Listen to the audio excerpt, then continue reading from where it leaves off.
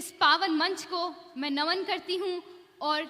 नमन करती हूँ श्री रामायण धर द्विवेदी जी को, जिन्होंने मुझे यहाँ आने का अवसर प्रदान किया। रामधारी सिंह दिनकर जी भारत के महान कवि रहे और उन्हीं की एक रचना रश्मि रथी का एक छोटा सा छंद मैं यहाँ प्रस्तुत करूंगी। और उस छंद को प्रस्तुत करने के दो कारण हैं। पहला कि वो श्री राम जी के जीवन पर समर्पित है और दूसरा कि हमारे माननीय प्रधानमंत्री जी पर भी वे पंक्तियां खरी उतरती हैं। तो ये पंक्तियां कुछ इस प्रकार हैं कि ये पंक्तियां कुछ इस प्रकार है कि हो गया पूर्ण अज्ञातवास, हो गया पूर्ण अज्ञातवास, पांडव लौटे वन से साहस, पावक में कणक सदृश तप कर, वीरत्व लिए कुछ और निखर, नस नस में तेज प्रवाह लिए कुछ और नया उत्साह लिए, कि सच है विपत्ति जब आती है कायर को ही दहलाती है, सूरमा नहीं विचलित होते, क्षण एक नहीं धीरज खोते, विघ्नों को गले लगाते हैं, कांटों में राह बनाते हैं, कि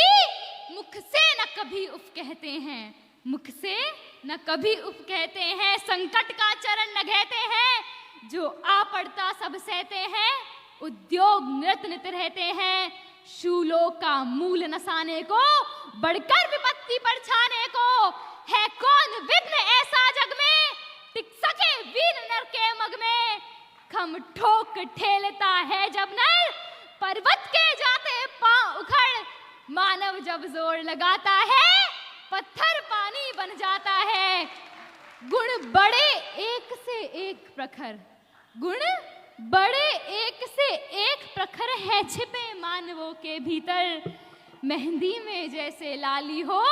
वर्तिका बीच उजियाली हो, पर बत्ती जो नहीं जलाता है रोशनी नहीं वह पाता है, पीसा जाता जब इक्षुदंड, इक्षुदंड गन्ना की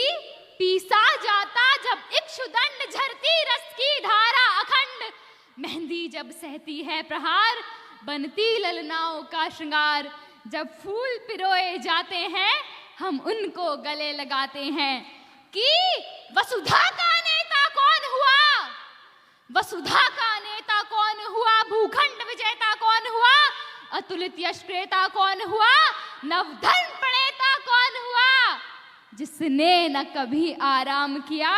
विघ्नों में रहकर काम किया। जब विघ्न सामने आते हैं, जब विघ्न सामने आते हैं, सोते से हमें जगाते हैं, मन को मरोड़ते हैं पल पल, तन को झंझोरते हैं पल पल, सतपथ की ओर लगाकर ही जाते हैं हमें जगाकर ही। वाटिका और वन एक नहीं, क्या वाटिका और वन एक नहीं, आराम और रण एक नहीं, वर्षा अंधड़ आतप अखंड, पौरुष के है साधन प्रचंड, वन में प्रसून तो खिलते हैं बागों में शूल न मिलते हैं, कि कंकड़ियां जिसकी सेज सुघर, कंकड़ियां जिसकी सेज सुघर, छाया देता केवल अंबर, विपदाएं दूध पिलाती हो, लोरी आंधियां सुनाती हो, जो लाक्षा ग्रह में जलते हैं वे ही सूरमा निकलते हैं, कि बढ़कर विपत्तियों पर छा जा, बढ़कर विपत्तियों पर छा जा, मेरे किशोर मेरे ताजा, जीवन का रस छन जाने दे, तन को पत्थर बन जाने दे, तू स्वयं तेज भयकारी है, क्या कर सकती चिनगारी है, क्या कर सकती चिनगारी है। तो भगवान श्री विष्णु के 7वें अवतार प्रभु श्री राम हैं और उन्हीं के 8वें अवतार हैं भगवान श्री कृष्ण। तो उन्हीं की कुछ पंक्तियां रश्मि रथी का एक भाग है, कृष्ण की चेतावनी। तो आप सभी की अगर आज्ञा हो तो मैं ये पंक्तियां भी आपके सामने प्रस्तुत करूं। धन्यवाद। तो ये पहले मैं आपको बताना चाहूंगी कि बैकग्राउंड में है क्या। जब भगवान श्री कृष्ण पांडवों का संदेश लेकर हस्तिनापुर नगरी पहुंचते हैं तो सभा मंडल में माहौल क्या होता है। इन पंक्तियों पर रामधारी सिंह दिनकर जी ने रोशनी डाली है कि वर्षों तक वन में घूम घूम बाधा विघ्नों को चूम चूम, सह धूप घाम पानी पत्थर, पांडव आए कुछ और निखर। सौभाग्य न सब दिन सोता है, देखें आगे क्या होता है, कि मैत्री की राह बताने को, सबको सुमार्ग पर लाने को, दुर्योधन को समझाने को, भीषण विध्वंस बचाने को भगवान हस्तिनापुर आए, पांडव का संदेशा लाए। कि दो न्याय अगर न्याय देना चाहते हो, दो न्याय अगर तो आधा दो, आधा साम्राज्य दो,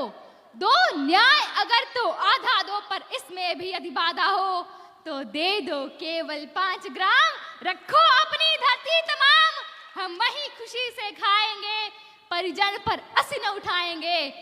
पर दुर्योधन वह भी दे न सका, आशीष समाज की ले न सका, उल्टे हरि को बांधने चला, जो था असाध्य साधने चला। जब नाश मनुज पर छाता है, पहले विवेक मर जाता है, जब नाश मनुज पर छाता है, पहले विवेक मर जाता है। तो ये पंक्तियां मैं अभी यहीं समाप्त करना चाहूंगी। आप सभी को हृदय की गहराइयों से प्रणाम और धन्यवाद कि हम सभी बाल कवियों को, कवि तो हम में से सिर्फ केवल एक है, हमने तो बस महान कवियों की रचनाएं आपके सामने प्रस्तुत करी हैं अपने छोटे से मुख से। तो आप सभी का आप सभी को मेरा प्रणाम स्वीकार करें और सुनने के लिए फिर से कोटि कोटि प्रणाम। धन्यवाद।